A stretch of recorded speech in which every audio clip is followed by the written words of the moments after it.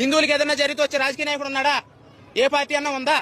నేను మొన్న ఆవులు పట్టుకున్నాను, నేను గోవులు పట్టుకున్నాను. శివరాత్రి మహాశివరాత్రికి నన్ను అరెస్ట్ చేసి ఆవులు పట్టుకున్నానని చెప్పేశాను. నన్ను అరెస్ట్ చేశారు. అరెస్ట్ చేసి రాజనగర్ స్టేషన్ లో పెట్టారు. పెడితే ఎవరైనా సరే ఏ పార్టీ కూడా రాలేదు.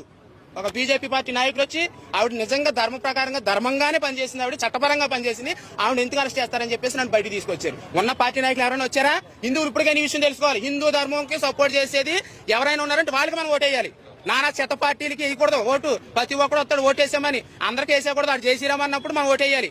మన ధర్మానికి సపోర్ట్ చేసినప్పుడు ఓటేయాలి. నేనైతే అలాగే వేస్తాను. నేను మరి సెక్యులర్ కుక్కలు ఏం చేస్తాను నాకు తెలియదు. అన్ని మతాలు సెక్యులర్ సమానం అని సెక్యులర్ గాడికి ఇదే చెప్తున్నాను. మన ధర్మం బ్రతుకుంటే నువ్వు, నీ ఇల్లు, నీ సంసారం, నీ కుటుంబం, నీ దేశం, నీ రాష్ట్రం, నీ ఊరు, నీ గ్రామం బాగుంటది. మన ధర్మమే లేనప్పుడు అవతల అన్ని మతస్థులు పెరిగిపోతారు. మనల్ని వేసేస్తాడు, మన ఆస్తిని దోచేస్తాడు, కబ్జా చేసేస్తాడు. తర్వాత అప్పుడు మనం ఎంత నోరు కొట్టుకున్నా సరే నువ్వు మిగలవు, నీ కుటుంబం మిగలదు, నీ కులం కోసం గజ్జి గోక్కుంటావు కదా, ఆ కులం కూడా ఉండదు.